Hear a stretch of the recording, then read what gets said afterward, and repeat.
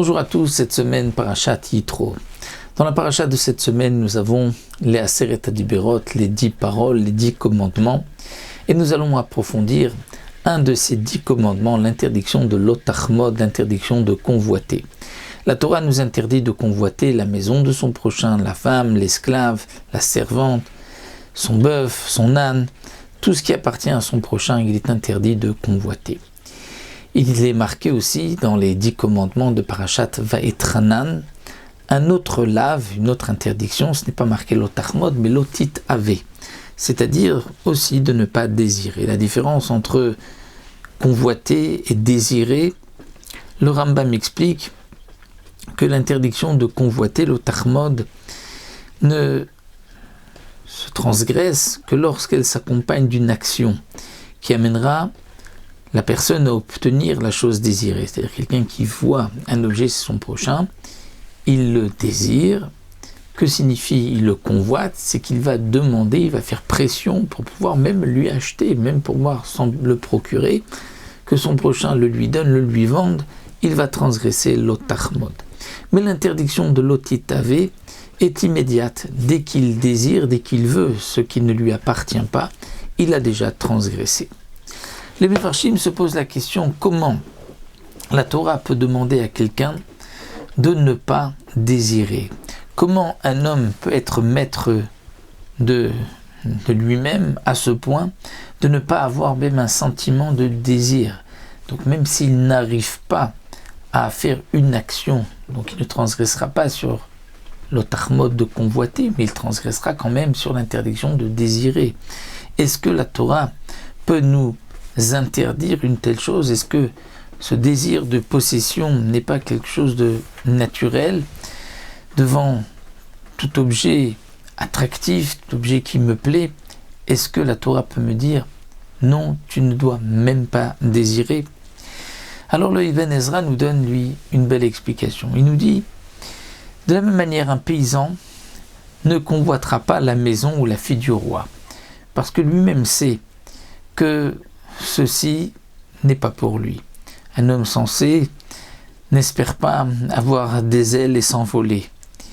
Donc, dès son plus jeune âge, un homme apprend ses limites. Il sait ce qu'il peut espérer et ce qu'il peut obtenir, et donc en fonction de cela seront ses désirs. Donc il n'envisagera pas quelque chose qui de toutes les manières lui est inaccessible, comme le paysan ne voudra pas la maison du roi.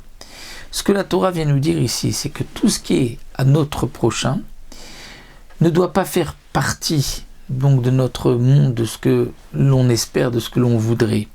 Parce qu'un homme doit savoir que ceci, puisqu'il appartient à l'autre, n'est pas à moi et ne sera pas pour moi.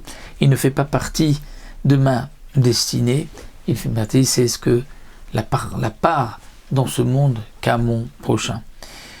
Akadosh Baruch Hu a décidé pour l'un telle chose, pour l'autre autre chose, donc je sais que ce qui est à lui, et donc nous dit le Ibn Ezra, il n'y a pas donc même lieu de désirer, de vouloir ce qui ne m'appartient pas. Donc le travail est en vérité bien avant.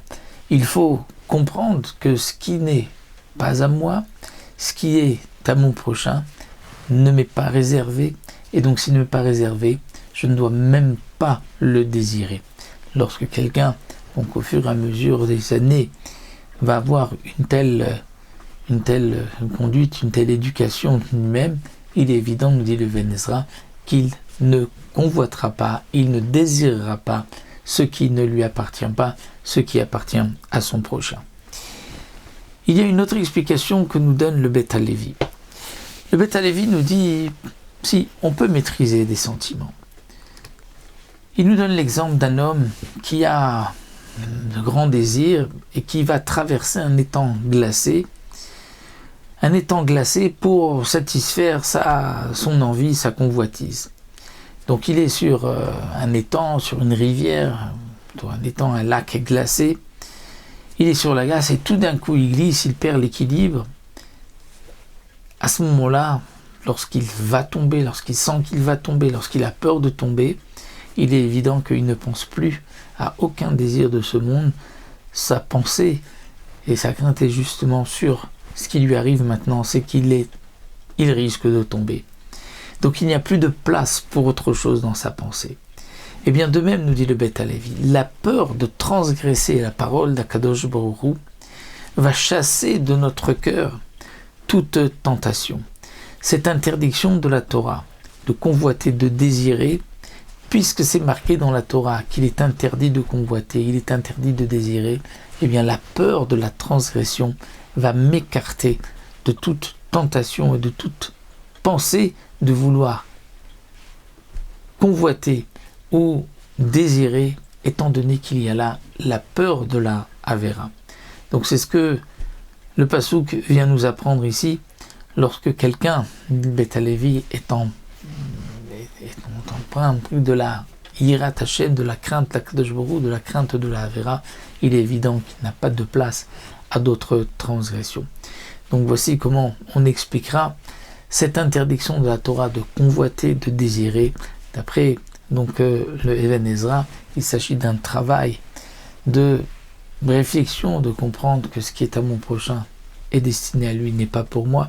Et d'après le Beth Halevi, on peut maîtriser ses sentiments par la crainte de la faute, comme nous l'avons expliqué. Shabbat Shalom, Umevorach.